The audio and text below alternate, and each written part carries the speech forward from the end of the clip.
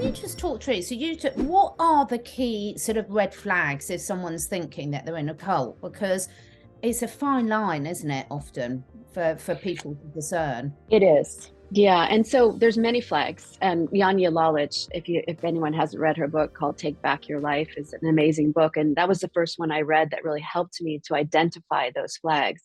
So I'll just tell you 4 of them that I often talk about in interviews. I use the word cult.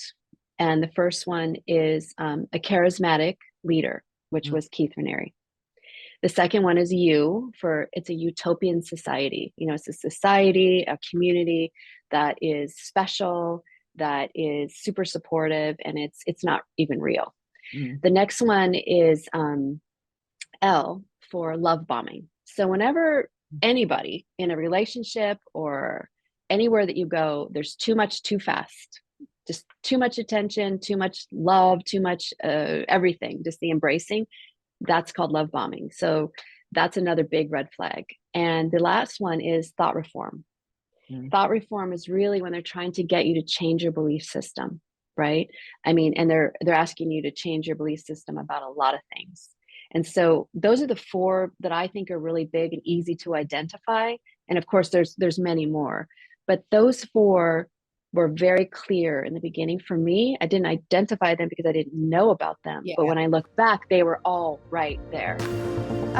In terms of what other people are going through at the moment, and let's take what's happened over the last 3 years. With what you've learned from coercive control in a cult environment, can you see that playing out in other areas of society? And if so, is that a new thing to you? I definitely see it playing out. And I think the first thing that I really started to become aware of was this one-on-one narcissistic relationships. I started seeing that more and more for what it truly was. A narcissistic relationship or a narcissistic person is using the same methods as a cult, exact same thing. And I started seeing these methods in a lot of different places.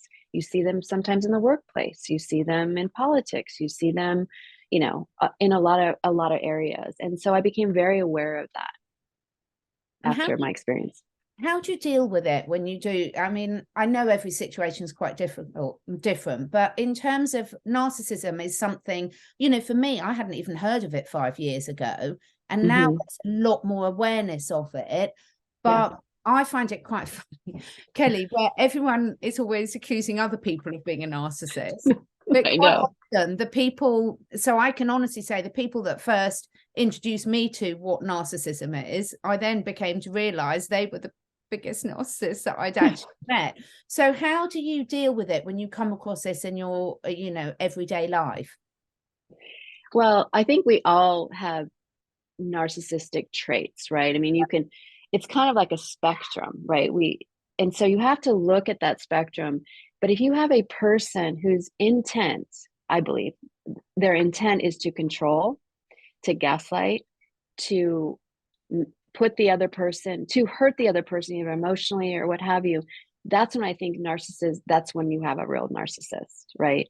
And so I think you can throw that out and say, oh, so-and-so is being narcissistic because they're on Instagram all the time and want to show themselves off. I mean, that's a different type. Yeah. I think the type that we're talking about is when it becomes very hurtful to another person, another group, that kind of thing, another community. Yeah, it's weird how much it's showing up at the moment. And as you say, once you see it, you start to see little bits of it to different degrees everywhere. And it can be a little bit shocking. I mean, what keeps your faith in humanity? Have you got faith in humanity? Because it can be hard at times. So that's why I surround myself with animals. Yeah, there are moments, absolutely, where I question, just the world, right? But I also really feel like inside everyone, there is this peace that I call glorious. And I really believe it's in almost everyone. There are people that we know that it just isn't.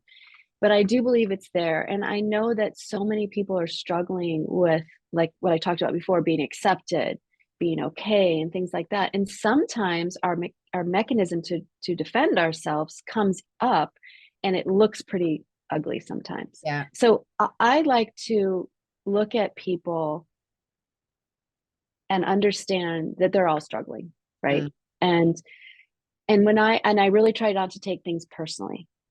So that's a huge key. If you can understand that if somebody is behaving in a way toward you that's not very nice, it's really all about them. Yeah. It's not about you. It's about them. And if you can turn that around and understand that it's really, they're either having a bad day, they're feeling threatened, a myriad of things, then you can just see that person as another human being who's struggling, and it's not about you, and you can go and walk away. Yeah. Yeah. And when you look at sort of the lessons you've learned and you apply it to the bigger picture of what's going on globally, and, a lot of people, it's been very obvious over the last 3 years about how much of a fear state a lot of people are, or how much of that, probably too much for this conversation, about how much is coercive to put them in there. But do you find that you can shut off from a lot of that noise and not let that affect you now that you've embodied these skills? Yes. And I don't let that in my house, for one thing. So I never have we haven't had the news on in the house for 15 years. I just don't have it on, right? Do I check in with the news online? Yes. So I know what's going on in the world, but I also keep my environment as balanced as possible, and try to raise the vibration all the time in my home. So I think it's important to have that space for yourself. And so there is a lot of fear in the world. But I also believe that when you lean into it, you bring everything down with you, right? There's things to be fearful in the world, cautious of in the world. I was just in Africa, there's a lot of things to be cautious of in Africa. And that was one of the things that I learned there was, every step I took, I realized I had to be very observant for snakes and bugs and all kinds of things, right? And then when you take that into the bigger picture of the world, we live in a very kind of scary world, but we also live in a world that we have a lot of control over, our own being, our own self, our own vibration, our own clan, all of that. And so there's those two things that are sort of juxtaposed, and you kind of have to blend them together. And you can be as fearful as you want, or you can be as courageous and sort of balanced and say, yeah, this is over here, but I'm over here. And it's amazing how your world will shift that way, because suddenly things around you become different when you're no longer fear-based. All your decisions become different. Yeah. You start choosing different things. You start seeing different things. It's a whole different mindset. Absolutely. And as you say, attracting different opportunities, people, situations, interactions at every level into your life. So what next